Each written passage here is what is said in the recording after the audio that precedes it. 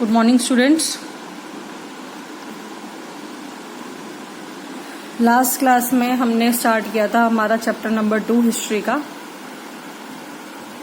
From hunter gatherers to farmers. तो हमने थोड़ा बहुत बात की थी हिस्ट्री की कि कैसे आर्टिफैक्ट जो है, fossils, tools, caves and potteries जो है हमको इन्फॉर्मेशन देते हैं किसी पर्टिकुलर हिस्ट्री में, किसी पर्टिकुलर टाइम पीरियड के बारे में। अब हम आगे बढ़ते हैं उससे आगे। आज है 11th जुलाई।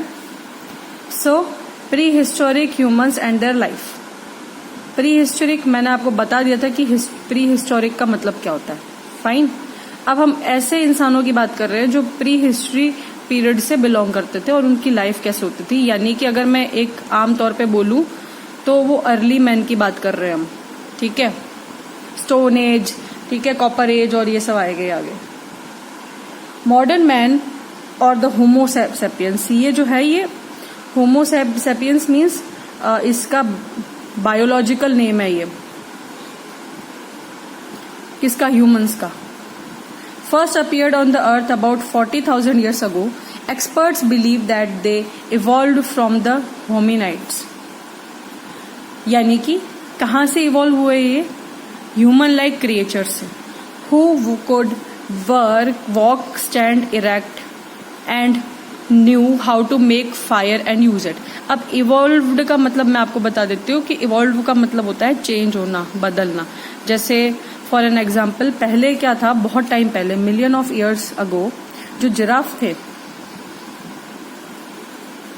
उनकी जो नेक है वो इतनी लंबी नहीं थी। लेकिन तब क्या था, तब लैंड पर जो थी, जमीन पर घास उगती थी, ग्रासेस उगती थी, तो वो जिराफ जो है आराम से उन ग्रासेस को खा लेते थे, तो उनकी नेक इतनी लंबी नहीं थी। फिर धीरे धीरे क्या हुआ, टाइम के साथ साथ जो ग्रासेस थी वो खत्म हो गई और फिर सिर्फ बचे थे ट्रीज। और ट्रीज की लीव्स खाने के लिए उनकी हाइट इतनी लंबी नहीं थी, तो धीरे धीरे इवोल्यूशन हुआ उन्हीं के अंदर, उन्हीं की बॉडी में चेंजेस आए और उनकी जो नेक है वो लंबी होने लग गई टाइम के साथ साथ धीरे धीरे, ताकि वो ट्रीज की जो लीव्स है उनको खा पाए। दैट्स वाई उनके इस इवोल्यूशन से क्या हुआ, वो एक इवॉल्व स्पीशीज है। वैसे ही क्या हुआ, ह्यूमंस जो थे वो ह्यूमनाइड्स यानी ह्यूमन लाइक क्रिएचर्स थे, उनसे इवॉल्व हुए थे। जिनको चलना आता था वो सीधे खड़े हो सकते थे। बाकी जानवर आप देखना कि सब 4 पैर पे चलते हैं, ठीक है। कोई भी ऐसा नहीं है जो दो पैर पे खड़ा होके चले, ठीक है। Humanoids become instinct long ago but they lived on earth for thousand of years. जैसे जैसे वो इवॉल्व हुए तो ह्यूमनाइड्स जो थे वो एक्सटिंक्ट हो गए, खत्म हो गए। एक्सटिंक्ट का मतलब हो गया लॉस्ट, खत्म हो जाना। During pre historic times life was very difficult. बिल्कुल सही बात है। अब अगर हम आज से 10-15 साल पहले की बात करेंगे तब भी लाइफ बहुत ज्यादा मुश्किल थी, बिना इन चीजों के, बिना व्हीकल्स के, बिना मोबाइल फोन के, ठीक है।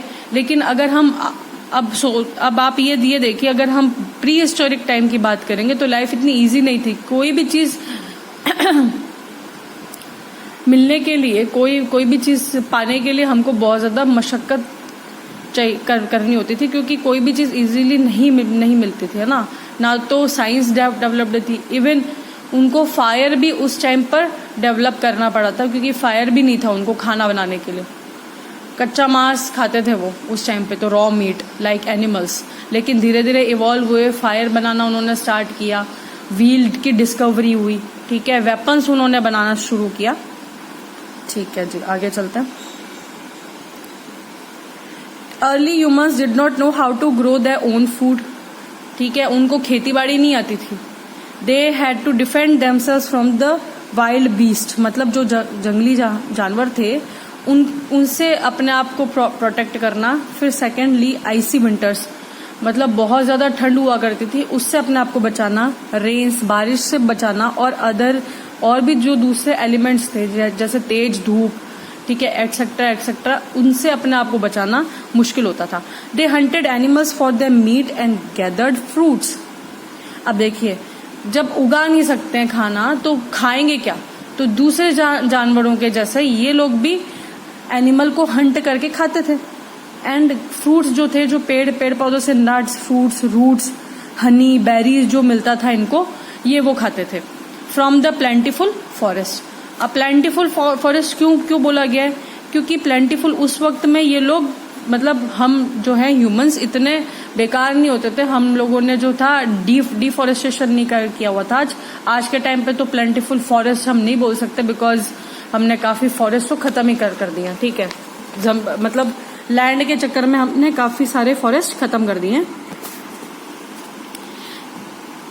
दे आर दस टर्म्ड हंटर्स। हंटर्स भी कह सकते थे, क्यों?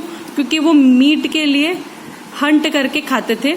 और गैदरर्स का मतलब होता था जैसे फ्रूट्स वगैरह, नट्स जो हैं वो कलेक्ट करते थे ये लोग, इसलिए दे वर नोमैडिक पीपल। अब देखिए मैं आपको बताती हूँ इसका मतलब क्या होता है नोमैडिक का।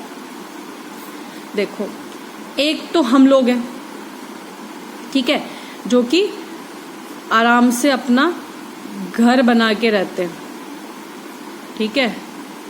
एक ही घर होता है अपना, और वो फिक्स्ड होता है, हम कभी भी बदलते नहीं है, ठीक है। मोस्टली हम उधर ही रहते हैं। ऐसा तो नहीं है कि आज यहाँ पे रह रहे हैं, कल कहीं और रह रहे हैं, परसों कहीं और रह रहे हैं, ऐसा नहीं है। नोमैडिक पीपल्स के साथ ऐसा होता है। आपने कई बार गांव में देखा होगा कि काफी सारे लोग जो हैं, जो हम कह सकते हैं बंजारा टाइप होते हैं, वो है ना। तो वो क्या करते हैं, अपना छोटा मोटा जो सामान है, छोटा मोटा भी नहीं, मतलब खाने पीने का, पहनने का, रहने का जो भी सामान है, पानी फूड वगैरह सब, वो कैमल्स पे या छोटे मोटे जो जानवर होते हैं, गधे वगैरह जो डोंकीज होते हैं, उनके ऊपर लाद करके वो लोग एक जगह से दूसरी जगह तक घूमते रहते हैं। Who moved from place to place in search of food and water as the animals herbivorous moved in mass migration in search of greener regions। Herbivorous जो एनिमल्स होते हैं वो भी ऐसे ही घूमते हैं। जैसे कि देखिए, मान लो एक जगह पे उनको कहीं पर भी ग्रीनरी नहीं मिली, ठीक है, खाने को कुछ भी नहीं है, तो करेंगे क्या? वो दूसरी जगह जाएंगे जहां पर उनको खाना जो है इजीली प्रोवाइड हो सके। The early man dependent on them for food and hides move along with them. वो भी उन्हीं के साथ ही निकल जाते थे। They also had to move to other places to escape harsh climates. मतलब उनको हार्श क्लाइमेट्स, जो ऐसा क्या बोलते हैं, आइसी कोल्ड विंटर, अभी मैंने बात किया आपसे, है ना, बारिशों से बचने के लिए कई बार ऐसे कई बार सूखा पड़ जाता था, उससे भी बचने के लिए ये लोग उनके साथ साथ चल जाते थे। क्योंकि एक चीज और होती है, एनिमल्स जो होते हैं ना, उनमें इंस्टिंक्ट्स बहुत अच्छे होते हैं। इंस्टिंक्ट्स मतलब उनके अंदर है ना कुछ ऐसी एबिलिटी होती है, वो फील कर पाते हैं चीज को। ऐसा कहते हैं, अगर भी कोई नेचुरल डिजास्टर आने वाला होता है या ऐसा कुछ होता है, तो जो जानवर होते हैं ना, उनको बहुत जल्दी एहसास हो जाता है कि ऐसा कुछ होने वाला है, ठीक है। उनका सेंस बड़ा अच्छा होता है।